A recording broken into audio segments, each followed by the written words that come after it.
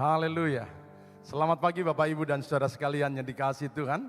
Senang sekali melihat wajah-wajah yang penuh dengan keceriaan. Hari ini adalah minggu yang kelima dalam bulan September. Dan setiap minggu kelima ibadah kita menjadi ibadah yang spesial. Karena kita didedikasikan sebagai ibadah, pujian dan penyembahan kepada Tuhan. Saudara-saudaraku yang dikasihi oleh Tuhan Yesus Kristus, itulah sebabnya mari kembali kita akan belajar tentang pujian dan penyembahan. Sepanjang bulan ini kita sudah belajar tentang pujian dan penyembahan. Tetapi saya mau sampaikan di pagi hari ini bahwa pujian dan penyembahan itu tidak hanya sekedar menambah pengetahuan kita. Pujian penyembahan harus menjadi sebuah pengalaman dalam hidup kita. Kita mungkin mengerti arti pujian dan penyembahan. Tapi apalah artinya kita mengerti tetapi kita tidak pernah mengalami.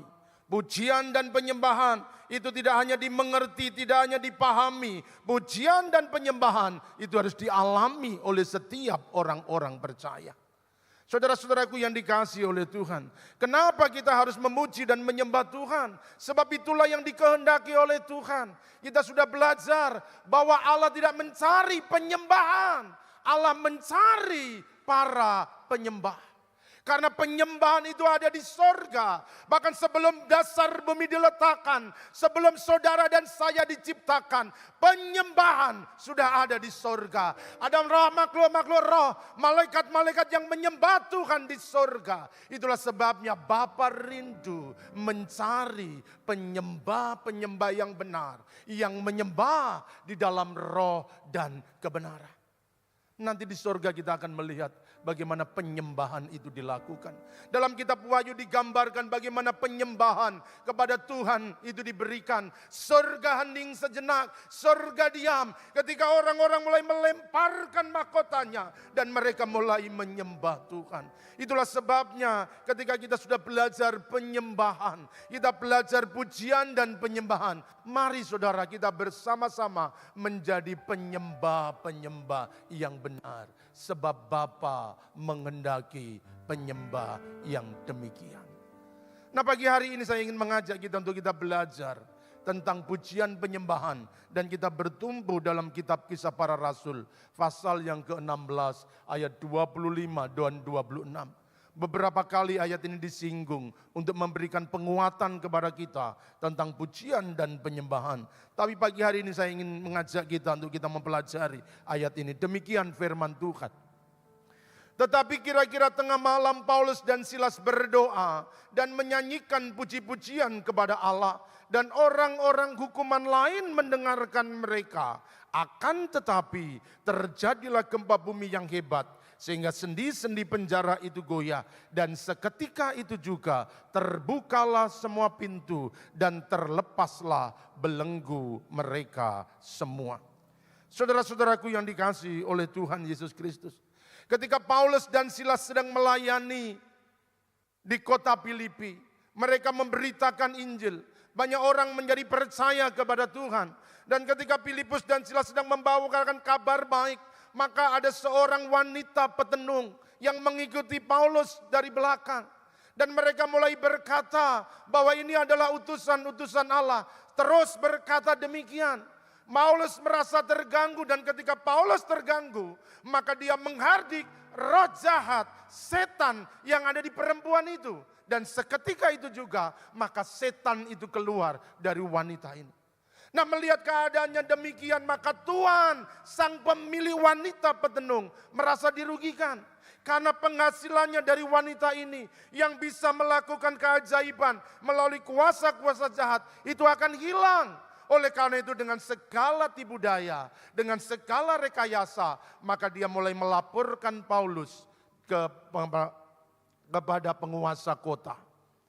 Dan oleh karena laporannya, oleh karena aduannya, maka Paulus dan Silas ditangkap dan dimasukkan ke dalam penjara. Saudara-saudaraku yang dikasihi oleh Tuhan, kekristenan tidak akan pernah bebas dengan tantangan. Kekristenan tidak akan pernah bebas dengan kesulitan. Di mana Injil diberitakan, maka di sana akan selalu menghadapi tantangan. Di mana Injil diberitakan, maka kesulitan, penderitaan pasti akan terjadi. Baru-baru ini baru viral di Bekasi. seorang ASN melarang orang-orang beribadah. Tetapi itulah faktanya. Alkitab mencatat bahwa ketika Paulus dan Silas menceritakan Injil, memberitakan Injil, maka mereka mengalami tantangan. Mereka didera, mereka disiksa, dan pada akhirnya mereka dimasukkan dalam penjara. Tetapi yang heran ketika mereka dimasukkan penjara, maka ayat yang kita baca, kira-kira tengah malam, Paulus dan Silas menaikkan pujian kepada Tuhan. Nah, saudara-saudaraku, sulit sekali untuk bisa melakukan hal ini. Di tengah-tengah tantangan, di tengah-tengah kesakitan, di tengah-tengah penderitaan, bahkan di penjara kakinya dibelenggu. Tetapi Alkitab mencatat tengah malam, Paulus dan Silas menyanyikan puji-pujian kepada Tuhan. Nah, kalau begitu apa sebenarnya pujian penyembahan? Nah, dari ayat ini saya menarik beberapa kebenaran tentang pujian penyembahan. Yang pertama, saudara pahami bahwa pujian penyembahan itu lahir dari sebuah keputusan. Pujian penyembahan itu lahir dari sebuah keputusan. Perhatikan kembali, saya baca ayat yang ke-25. Bagian A, katakan demikian. Tetapi kira-kira tengah malam, Paulus dan Silas berdoa dan menyanyikan puji-pujian kepada Allah. Paulus tidak sedang melakukan kejahatan. Dia mengikuti firman Tuhan, dia memberitakan kebenaran, dia menyampaikan Injil Tuhan, dia mentaati Tuhan. Tetapi ketika dia melakukan kebenaran, dia mentaati firman, tapi yang diterima adalah siksaan, yang diterima adalah hukuman. Dia bisa kecewa dan marah kepada Tuhan. Apakah ini balasan ketika kami melakukan kebenaran? Ketika kami memberitakan firman-Mu, kenapa Tuhan tidak menolong? Kenapa Tuhan tidak melepaskan? Kenapa Tuhan tidak menghalangi orang-orang yang melakukan aniaya? Tetapi Tuhan membiarkan, bahkan mengizinkan untuk masuk di dalam penjara. Dia bisa kecewa. Tetapi dia memilih kira-kira tengah malam. Dia berdoa dan menaikkan puji-pujian kepada Tuhan. Saudaraku yang dikasihi oleh Tuhan, bahwa penyembahan itu bukan karena keadaan, penyembahan itu bukan karena situasi yang terjadi, penyembahan itu adalah sebuah keputusan yang kita ambil. Di masa-masa yang diberkati, dalam keadaan yang tenang, dalam keadaan yang bahagia, dalam keadaan yang senang, kita bisa memuji Tuhan.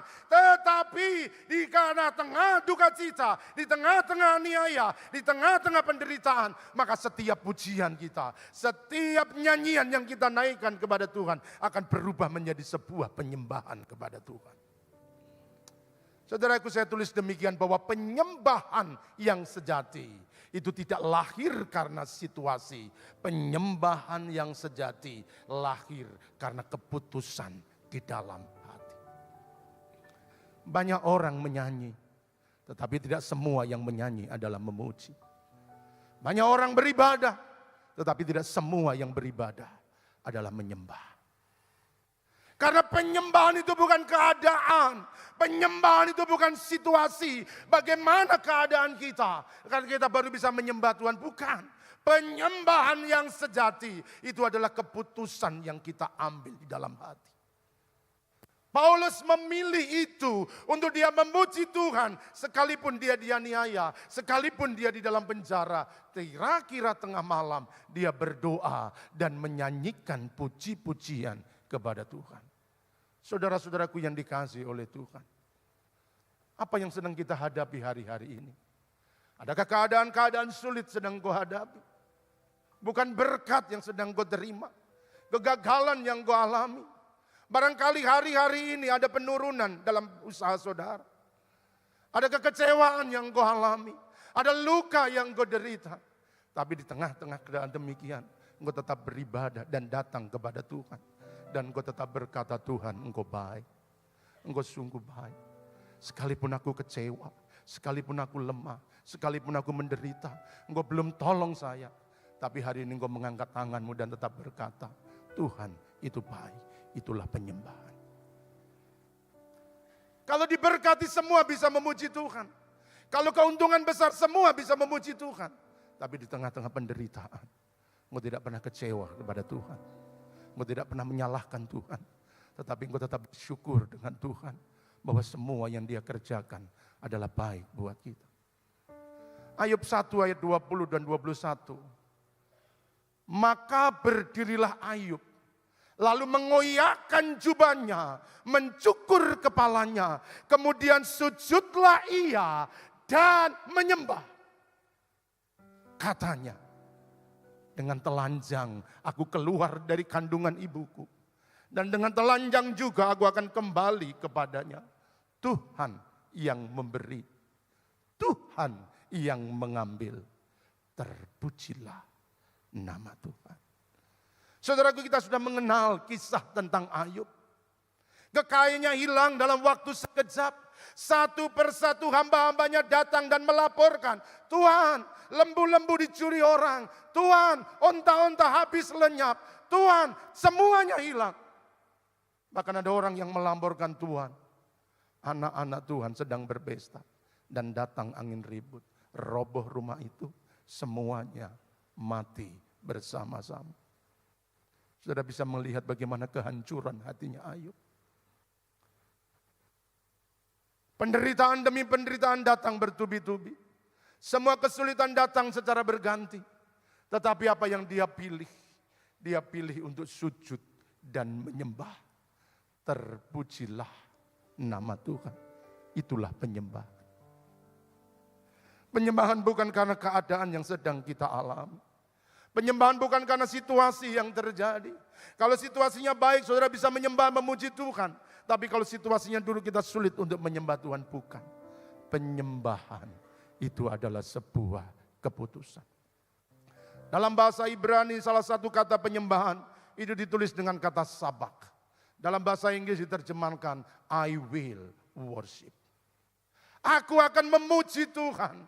Aku akan menyembah Tuhan. Aku akan meninggikan namanya. Apapun keadaannya yang sedang terjadi. Oleh sebab itu pada pagi hari ini saudara-saudaraku yang dikasihi Tuhan. Saya tidak mengerti apa yang sedang saudara hadapi. Tapi barangkali ada di antara kita yang hari-hari ini engkau sedang mengalami kesulitan hidup. Engkau keadaanmu tidak sedang baik-baik saja. Ada duka yang sedang kau alami. Ada kecewa yang sedang kau alami. Ada derita yang kau alami. Tapi hari ini kau tetap memutuskan aku harus datang ke gereja. Dan menyembah Tuhan. Dan memuji Tuhan. Meninggikan nama Tuhan. Dan itulah sebuah penyembahan. Kau gak pernah kecewa dengan Tuhan. Bahkan Tuhan sebelum menolongmu. Tuhan sebelum menyembuhkan sakitmu. Tuhan sebelum menyelesaikan seluruh persoalanmu. Engkau tetap memuji Tuhan.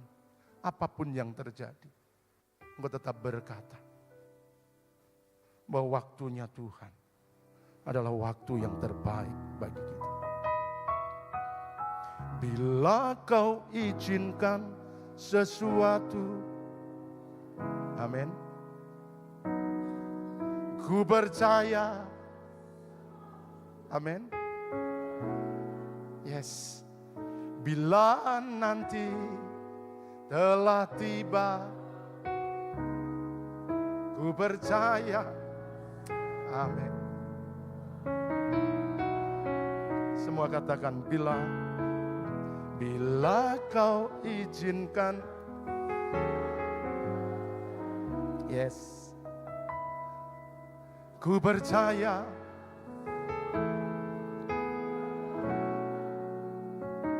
bila nanti telah tiba, ku percaya memulihkan hidupku.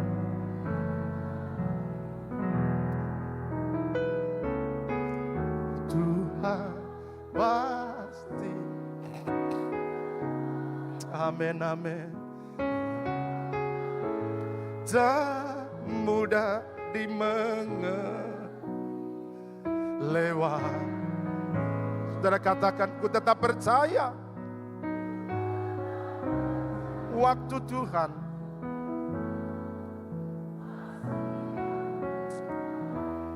Itulah penyembahan yang kita persembahkan kepada Tuhan. Tuhan memang belum mengulurkan tangan dan mengangkat engkau dari segala kesusahan. Tetapi kita tetap percaya, lewati pencobaan, aku tetap percaya waktu Tuhan itu yang terbaik. Oleh sebab itu jangan pernah berhenti untuk menyembah Tuhan. Apapun situasi yang kau hadapi, bagaimanapun beratnya kesulitan yang sedang kau alami, biarlah kedua tanganmu tetap terangkat kepada Tuhan. Waktu Tuhan adalah waktu yang terbaik. Aku percaya engkau tidak pernah salah dalam rencanamu, dalam hidupku. Aku percaya rancanganmu sempurna Tuhan. Itulah sebabnya di tengah-tengah derita, di tengah-tengah kesulitan, di tengah-tengah penderitaan, aku percaya melewati berbagai macam pencobaan, aku percaya itulah penyembahan yang kau berikan kepada Tuhan. Mari putuskan, aku akan tetap menyembah Tuhan. Kalau semuanya hilang seperti Ayub, semua Tuhan izinkan berlalu, tidak mendapatkan apa-apa, bahkan mengalami kerugian, mengalami hal-hal yang buruk. Tapi aku tetap mengangkat tangan dan tetap berkata, Engkau baik Tuhan, Engkau baik, Engkau baik Tuhan. Penyembahan yang demikian menjadi penyembahan yang disukai oleh Tuhan. Karena penyembahan itu lahir dari dalam hati. Penyembahan tidak bisa digerakkan, penyembahan tidak bisa disuruh-suruh. Penyembahan itu harus lahir di dalam hati. Di tempat ini kita masih didorong untuk menyembah Tuhan. Para pemimpin-pemimpin pujian selalu mendorong kita. Mari kita menyembah Tuhan. Mari kita memuji Dia. Mari kita meninggikan tangannya. Tapi penyembahan yang sejati itu harus lahir dari hati. Disuruh orang atau tidak disuruh orang, aku akan tetap menyembah Tuhan. Ingat Paulus dan Silas, kira-kira tengah malam. Tidak ada yang menyuruh, di tengah-tengah keheningan, di tengah-tengah kegelapan. Dia tidak tahu apa yang harus dilakukan. Satu hal yang dia tahu, ia berdoa dan memuji-muji Tuhan. Penyembahan itu selalu lahir di tempat-tempat yang sunyi. Penyembahan tidak lahir di atas panggung ini. Penyembahan tidak lahir di atas mimbar ini. Penyembahan lahir di tempat-tempat yang sunyi. Tempat-tempat yang tak terlihat. Ketika orang tidak perhatikan. Ketika kamera tidak menyorot kita. Tetapi saudara tetap mengangkat tangan dan menyembah Tuhan. Saudara tetap percaya bahwa rancangannya selalu sempurna buat kita. Dia tidak pernah salah untuk mengizinkan sesuatu terjadi dalam hidup kita. Sebab itu saya mendorong saudara sekalian, mari kita bangun kehidupan sebagai seorang penyembah Tuhan.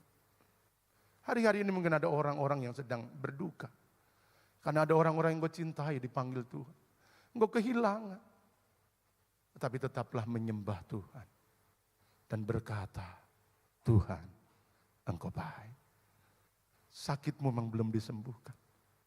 Tapi engkau tetap mengangkat tangan, Tuhan, Engkau baik. Sekalipun sakitku belum sembuh. Tapi kalau hari ini aku masih ada, itu karena Tuhan. Masalahku memang belum selesai. Tapi kalau hari ini aku ada di gereja ini, aku bisa menyembah Tuhan. Itu karena Engkau baik. Berkali-kali aku jatuh, berkali-kali aku gagal, berkali-kali aku mengalami kesulitan. Tapi kalau hari ini aku ada di rumahmu, itu karena Tuhan yang menolong kita. Amin. Sembah Dia yang lahir dari hati kita. Yang kedua, saudaraku,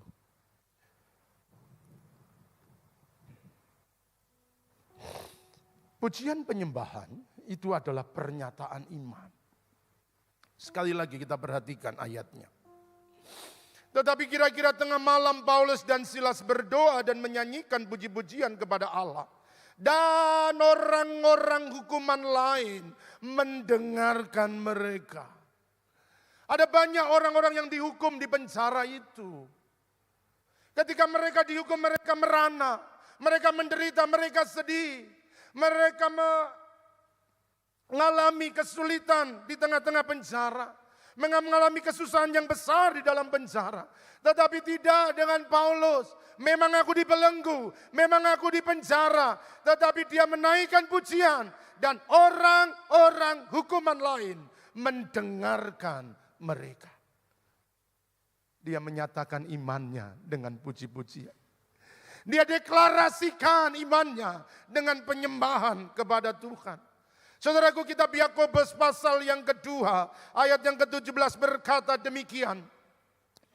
Demikian juga halnya dengan iman. Jika iman tidak disertai dengan perbuatan, maka iman itu pada hakikatnya adalah mati. Saudara boleh punya iman, saudara boleh punya keyakinan, tetapi kalau iman itu tidak disertai dengan perbuatan, maka iman itu tidak menghasilkan apa-apa dalam hidup kita.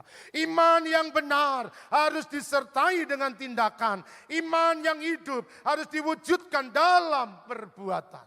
Dan Paulus mengangkat tangannya.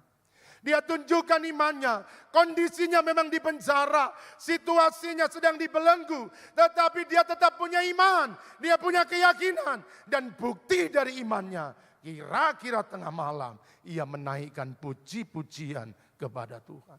Saudaraku, pujian penyembahan itu adalah deklarasi iman kita kepada Tuhan. Apa yang kita yakini, apa yang kita percayai, kita ungkapkan, kita ucapkan melalui nyanyian, melalui pujian, melalui penyembahan kepada Tuhan. Apa yang terjadi ketika iman itu dinyatakan melalui pujian penyembahan? Saudara-saudaraku yang dikasihi oleh Tuhan, perhatikan. Saya ingin saudara bisa memahami ini supaya saudara bertumbuh di dalam pujian penyembahan. Kalau kita punya iman, lalu iman itu kita wujudkan melalui pujian penyembahan. Dengan syair-syair lagu pujian, kita mulai menyanyi bagi Tuhan, kita mulai meninggikan bagi Tuhan. Maka lihatlah, ketika iman itu diungkapkan, iman itu dinyatakan, maka iman itu akan melahirkan yang pertama. Pujian penyembahan yang dinaikkan dengan iman itu akan melahirkan keberanian. Saudara punya keberanian. Saya masih ingat waktu saya masih kecil. Ada di kampung. Kampung itu banyak kuburan, saudara. Nah, masih kecil kadang-kadang kuburan itu menakutkan. Tetapi ketika lewat kuburan maka mulai menyanyi, dalam nama Yesus, dalam nama Yesus.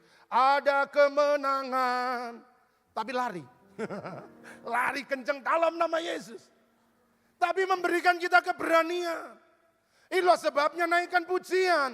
Maka pujian penyembahan kita akan menghidupkan keberanian dalam hidup kita. Saudara mungkin takut menghadapi masa depan. Karena ekonomi hari ini tidak baik-baik saja.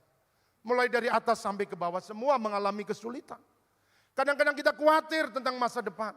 Tetapi ada pujian-pujian yang bisa kita naikkan. Ada penyembahan yang kita bisa angkat melalui nyanyian pujian. Dan ketika kita menyatakan iman kita, maka keberanian itu akan tumbuh dalam hidup kita. Kalau iman itu tumbuh, maka ketakutan itu akan hilang. Tetapi kalau saudara memperbesar ketakutan, maka iman itu hilang. Nah, supaya iman itu tumbuh, maka bangkitkan iman kita melalui pujian penyembahan. Tidak penting suara kita seperti apa. Mau bagus atau tidak bagus tidak masalah buat Tuhan. Tuhan senang mendengarkan nyanyian saudara yang orisinil, yang asli, otentik. Itu lebih murni di hadapan Tuhan. Daripada saudara buat-buat tetapi tidak murni. Iman itu akan menghasilkan keberanian. Tetapi bukan hanya keberanian. Iman itu juga akan menghasilkan kekuatan dalam hidup kita. Kalau kita mengalami kelemahan, kalau kita mengalami hal-hal yang tidak menyenangkan, rasanya mau menyerah, nggak kuat Tuhan, berat Tuhan.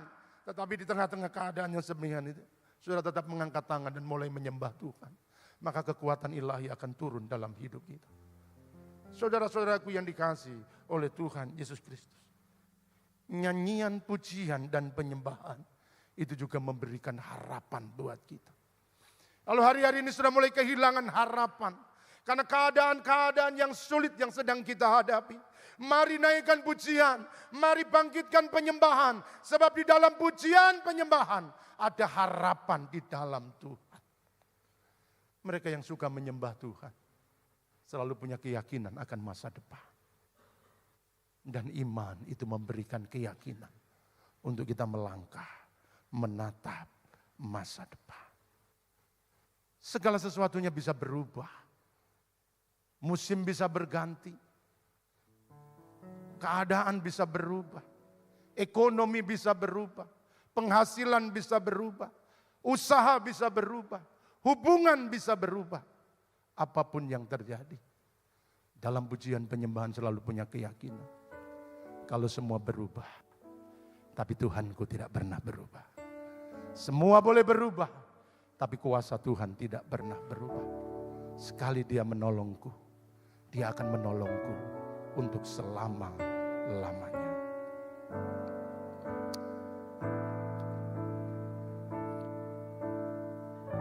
Musim makan selalu. Yes. Kasih Tuhan.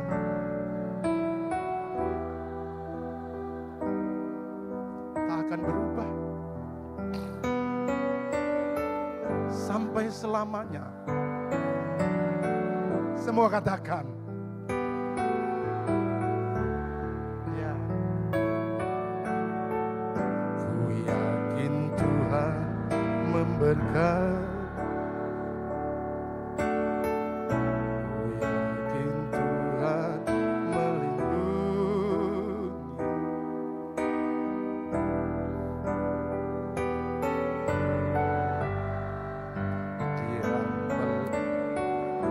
Karena kasih-Nya, apapun yang sedang kau hadapi, mari katakan, Dia penolongmu.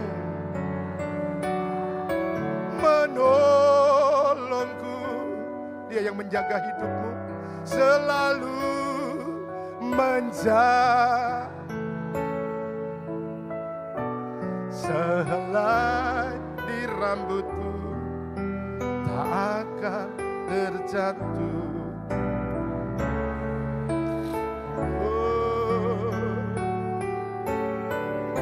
Tuhan selalu menolongku,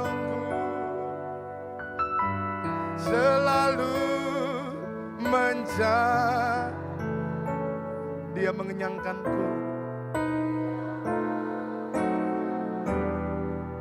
dan peliharaku. Amin. Ini adalah pernyataan iman. Situasinya memang tidak baik, tetapi kita berkata, Dia selalu penolongku. Kalau yang lalu Tuhan bisa tolong, kalau kemarin Tuhan bisa tolong, maka hari ini Tuhan pasti akan tolong. Kalau hari ini Dia menolongku, maka hari depan Dia juga akan menolongku. Saudara-saudaraku yang dikasihi oleh Tuhan, saya tulis demikian buat saudara, bahwa pujian penyembahan mungkin tidak mengubah situasi yang terjadi. Pujian penyembahan itu mengubah sikap hati. Menyanyi memang tidak membuat Paulus keluar dari penjara. Dia tetap didera, dia tetap dibelenggu. Tetapi yang berubah adalah sikap hatinya. Dia punya iman, dia punya harapan, dia punya kekuatan, dia punya keyakinan. Karena tengah malam dia menaikkan puji-pujian kepada Tuhan. Kalau engkau menyembah Tuhan, mungkin sakitmu belum disembuhkan. Kalau engkau menyembah Tuhan, mungkin ekonomimu belum dipulihkan. Kalau engkau menyembah Tuhan, mungkin keadaanmu belum baik-baik saja. Tetapi engkau punya keyakinan dan iman. Kalau Tuhan yang menolongku, Dia akan selalu untuk menolongku. Kalau sehelai rambut pun Dia tidak izinkan jatuh tanpa seizinnya. Maka kalau Dia jatuh, kalau kita jatuh, Dia pasti akan menopang dan memelihara hidup kita. Oleh sebab itu naikkan pujian, naikkan penyembahan kepada Tuhan. Pelajari nyanyian-nyanyian kita. Karena itu akan membangkitkan iman dan keyakinan dalam hidup kita. Saudara-saudaraku, bukan besarnya masalah yang membuat kita kalah. Tetapi yang terjadi kadang-kadang iman kita lah yang masih lemah. Mari kita melihat contoh. Saudara, Saul dan Daud ketika dia menghadapi Goliat. Sama-sama menghadapi musuh yang sama. Sama-sama menghadapi situasi perang yang sama. Sama-sama di tempat yang sama. Sama-sama menghadapi ancaman yang sama. Tetapi yang membedakan Saul dan Daud sangat berbeda. Saul dilengkapi dengan senjata perang. Tetapi Daud hadir dengan kaki yang telanjang. Saul dilengkapi dengan persenjataan. Tetapi Daud dilengkapi dengan sebuah ketapel. Tetapi yang membedakan ketika menghadapi Goliat, Saul ketakutan, Saul mundur. tetapi Daud berani maju untuk menghadapi Goliat. Di mana bedanya? Saul adalah seorang yang percaya kepada Tuhan, tetapi Daud adalah seorang yang menyembah Tuhan. Jauh sebelum dia ada di medan pertempuran, di padang-padang penggembalaan, dengan 2-3 ekor domba yang dia gembala, dia menyembah Tuhan, dia memuji Tuhan, dia bersekutu dengan Tuhan, dia bangun hubungan dengan Tuhan. Itulah sebabnya imannya tumbuh, imannya bangkit, imannya berkembang, imannya hidup. Ketika dia menghadapi Goliat, dia tidak pernah ragu. Tuhan yang pernah melepaskan aku dari cakar singa dan beruang, maka Tuhan yang sama akan melepaskan aku dari Goliat. Tetapi Saul yang dilengkapi senjata perang, dia tidak memiliki keberanian. Kenapa? Karena Daud adalah seorang penyembah. Seorang penyembah tidak pernah takut dengan keadaan. Karena seorang penyembah dia mengenal siapa yang dia sembah. Seorang penyembah dia tahu siapa yang menyertai. Daud berkata, engkau mendatangi aku dengan tombak dan lembing, tetapi aku datang di dalam nama Tuhan. Perkataannya adalah perkataan iman. Yang tidak pernah punya keraguan, yang tidak punya pernah ketakutan. Sekalipun besar raksasa yang dihadapi, tapi imannya melebihi kebesaran lawan yang di depannya. Kalau saudara bisa menumbuhkan iman yang seperti ini, karena saudara setiap hari memuji dan menyembah Tuhan. Di tempat-tempat yang tersembunyi saudara mengangkat tangan dan menyembah Tuhan. Ketika tidak ada orang saudara tetap mengangkat tangan dan mulai menyembah Tuhan. Sehingga imanmu ditumbuhkan. Bahkan di tengah-tengah kesulitan hari-hari ini, engkau tidak pernah punya ketakutan. Engkau selalu punya iman yang dikembangkan. Punya iman yang hidup, yang berani menghadapi semua tantangan. Saudara-saudaraku yang dikasihi oleh Tuhan Yesus Kristus. Oleh sebab itu mari kita jadikan pujian penyembahan menjadi gaya hidup kita. Supaya iman kita bertumbuh. Jangan tunggu hari Minggu, saudara beri punya iman. Tapi besok Senin, Selasa, Rabu sampai Sabtu, saudara kehilangan iman. Di tempat ini kita dilatih untuk menjadi penyembah-penyembah Tuhan. Kita ada yang mandu, ada teman-teman yang menyemangati, ada teman-teman yang memberikan kita semangat dan kekuatan yang baru. Tetapi di tempat-tempat di rumah kita, di kamar-kamar kita, ketika semua yang lain sedang pergi, maka yang lain sedang terlelap, saudara bangun dan mulai mengangkat tangan dan mulai memuji Tuhan. Maka imanmu akan tumbuh, imanmu akan berkembang. Orang-orang yang berjalan dengan iman selalu berakhir dengan kemenangan. Saudara-saudaraku yang dikasihi oleh Tuhan. Yang ketiga,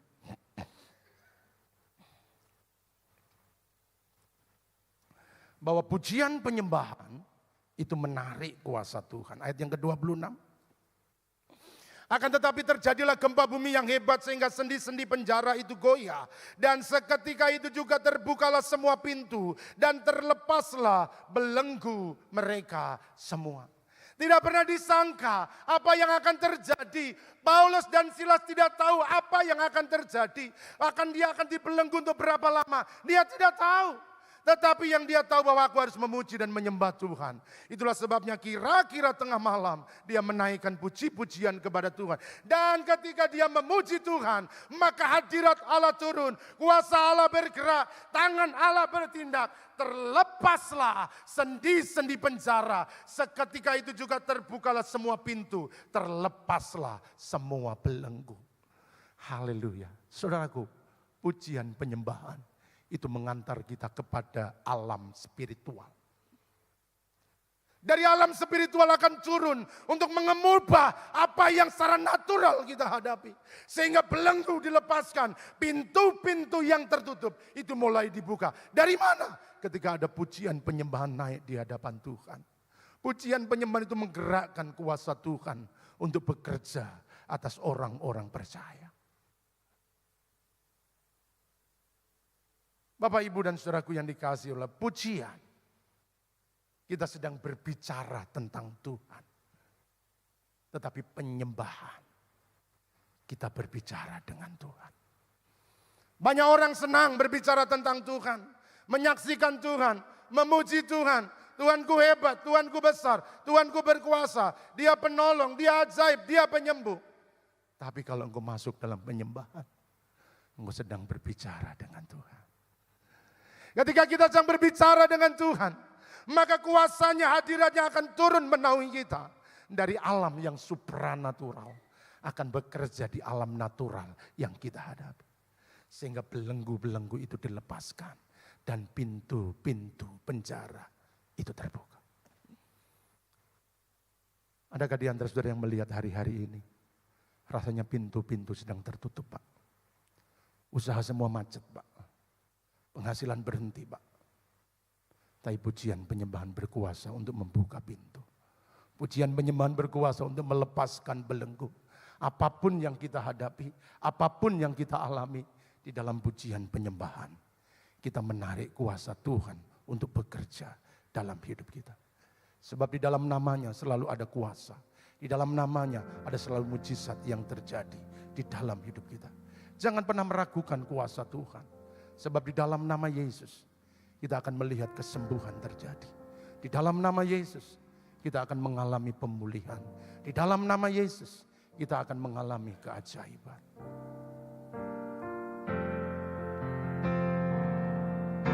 Dalam nama Yesus ada, amin. Dalam nama Yesus,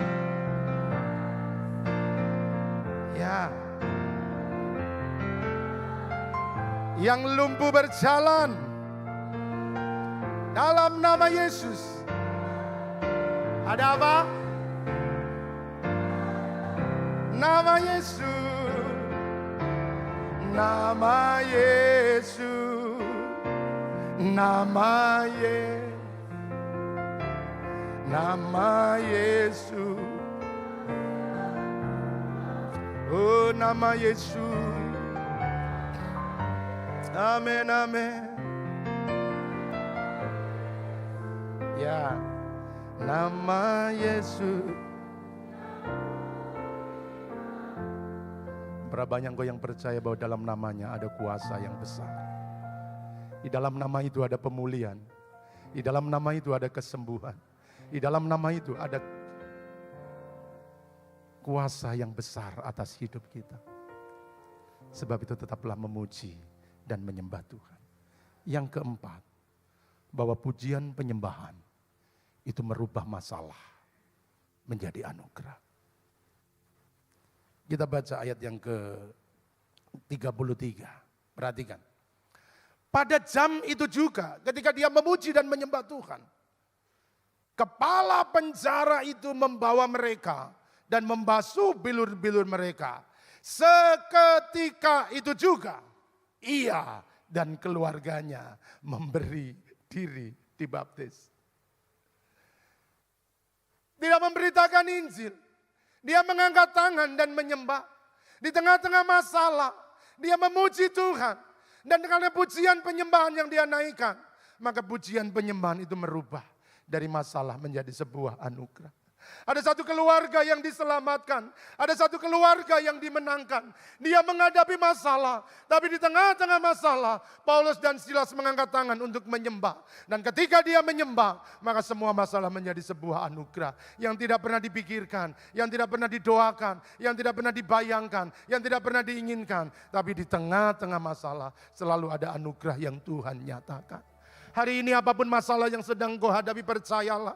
Ketika kita memuji dan menyembah Tuhan, maka setiap masalah akan berubah menjadi sebuah anugerah. Jangan sesali proses yang sedang kau hadapi. Jangan lari dari proses yang kau hadapi. Meskipun berkali-kali engkau mengalami kejatuhan, percayalah, berkali-kali juga Tuhan akan mengangkat engkau. Berkali-kali engkau mengalami kegagalan, percayalah, berkali-kali Tuhan juga akan memulihkan keadaanmu.